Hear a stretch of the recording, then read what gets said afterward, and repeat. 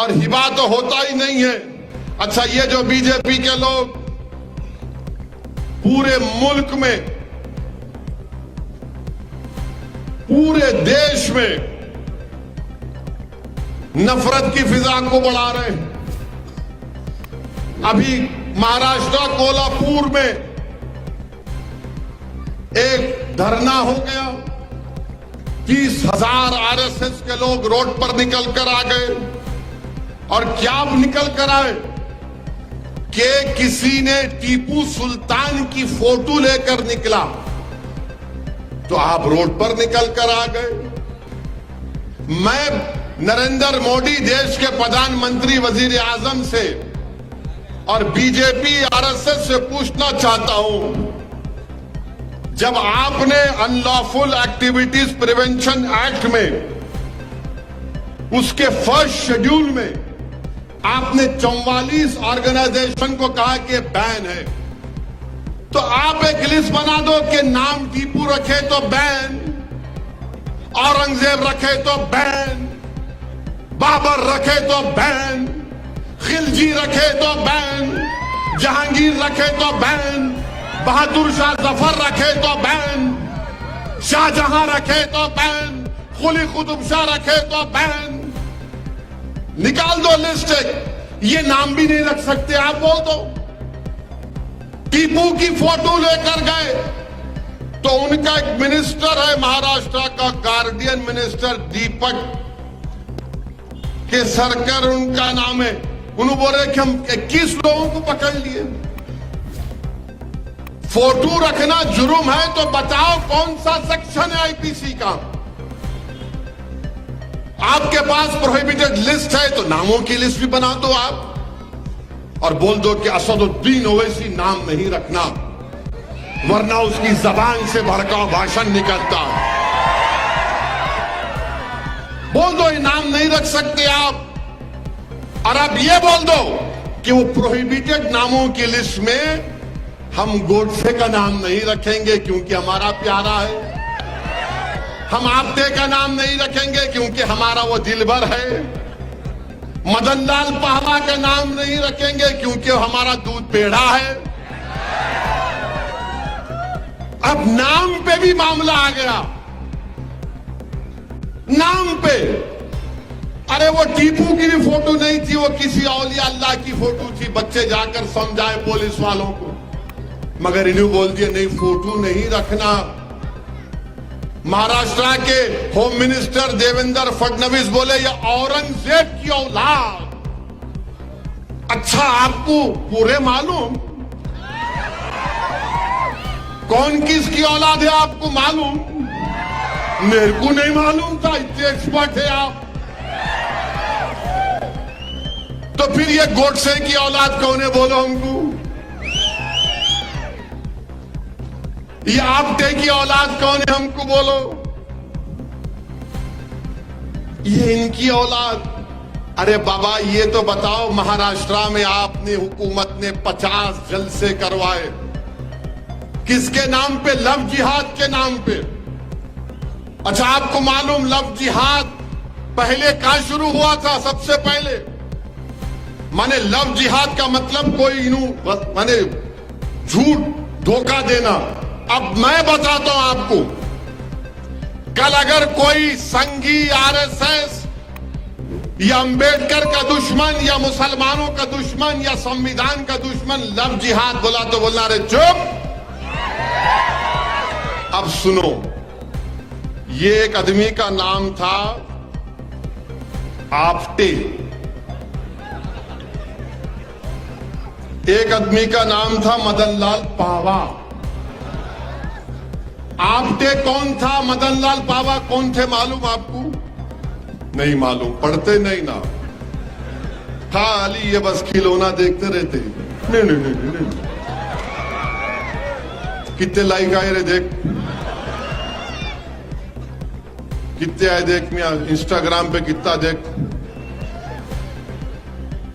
अरे क्या है, पढ़ो जरा।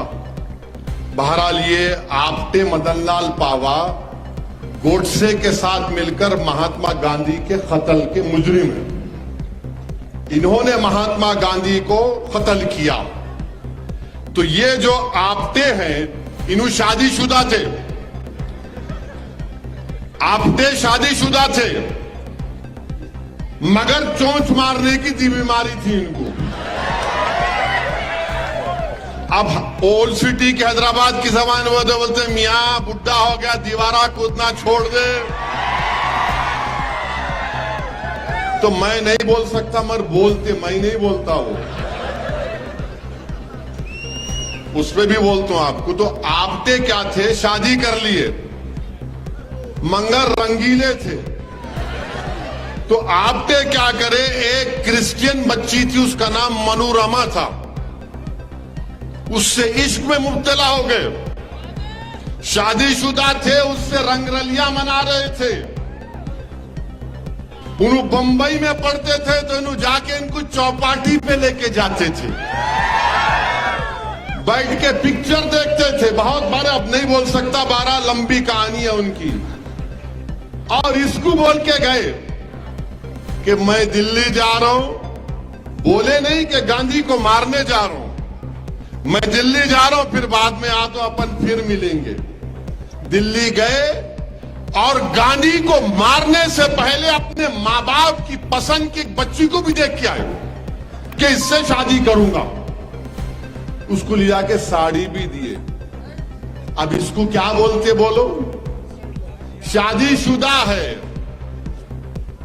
और फिर आप एक से इश्क लड़ा रहे हैं, उसको भी धोखा, और जाके तीसरी को बोल रहे मैं तेरे से शादी करूंगा।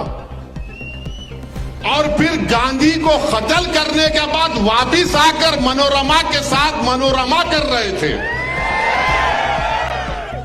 तो जब उसको पुलिस जाकर बोली कि ये आपटे है, पापी है, ये गांधी का कातिल है, तो मनोरमा ने कहा, यकीन नहीं आया उसको। उसने कहा कि इस फोन पर ठहरो, उसका फोन आने वाला है।